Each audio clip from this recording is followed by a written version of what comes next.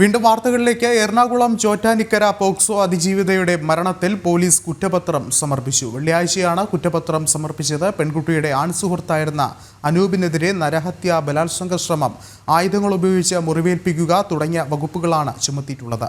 Chottanikkara judicial first class magistrate കോടതിയിലാണ് കുറ്റപത്രം സമർപ്പിച്ചത്. സുധീഷ് ഗോപാൽ ചേർന്നുണ്ട്. സുധീഷ, മറ്റു വിവരങ്ങൾ എന്തൊക്കെയാണ്? വിഷ്ണു, അതിജീവിതയായ പെൺകുട്ടി 19 വയസ്സുണ്ടായിരുന്നു. ഈ പെൺകുട്ടിയുടെ മരണവുമായി ബന്ധപ്പെട്ടാണ് ഇപ്പോൾ കുറ്റപത്രം സമർപ്പിച്ചിരിക്കുന്നത്.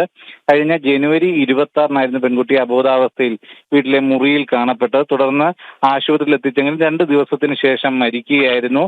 ഇത് ആൺസുഹൃത്തിന്റെ ആക്രമണത്തിന് ശേഷം ആത്മഹത്യക്ക് ശ്രമിച്ചതായിരുന്നു പെൺകുട്ടിക്ക് ഗുരുതരാവസ്ഥയിലെത്താൻ കാരണം. എന്തു തന്നെയായാലും ഈ കേസുമായി ബന്ധപ്പെട്ട് ഇപ്പോൾ കുറ്റപത്രം സമർപ്പിച്ചിരിക്കുന്നു. ആൺസുഹൃത്ത് അനൂപ് മാത്രമാണ് പ്രതിയായിട്ടുള്ളത്. നരഹത്യ, അതോടൊപ്പം തന്നെ ആയുധം ഉപയോഗിച്ചുള്ള മുറിവേൽപ്പിക്കൽ, ബലാത്സംഗ ശ്രമം എന്നീ കുറ്റങ്ങളാണ് ചുമത്തിയിട്ടുള്ളത്. പോസ്റ്റ്മോർട്ടം റിപ്പോർട്ടിൽ ലൈംഗിക അതിക്രമവും പെൺകുട്ടി നേരിട്ടതായി കണ്ടെത്തിയിരുന്നു. ഈ ഒരു സാഹചര്യത്തിലാണ് കേസിലെ നിർണായകമായ തെളിവ് ഈ പെൺകുട്ടിയുടെ വീട്ടിലേക്ക് ആൺസുഹൃത്ത് വരുന്നതിന്റെ CCTV ദൃശ്യമടക്കമാണ് തെളിവുകളായി സമർപ്പിച്ചിട്ടുള്ളത്. അതോടൊപ്പം ആക്രമിക്കാൻ ഉപയോഗിച്ച ആയുധങ്ങളും തെളിവായി സമർപ്പിച്ചിട്ടുണ്ട്. ഇതിൽ പരമാവധി ശിക്ഷ ഈ ആൺസുഹൃത്തിന് വാങ്ങി നൽകാൻ പറ്റുന്ന തെളിവുകൾ ശേഖരിച്ചിട്ടുണ്ടെന്നാണ് പോലീസിന്റെ ഒരു വിലയിരുത്തൽ. വിഷ്ണു, ശരി, സുധീഷാണ് വിവരങ്ങൾ നൽകിയത്.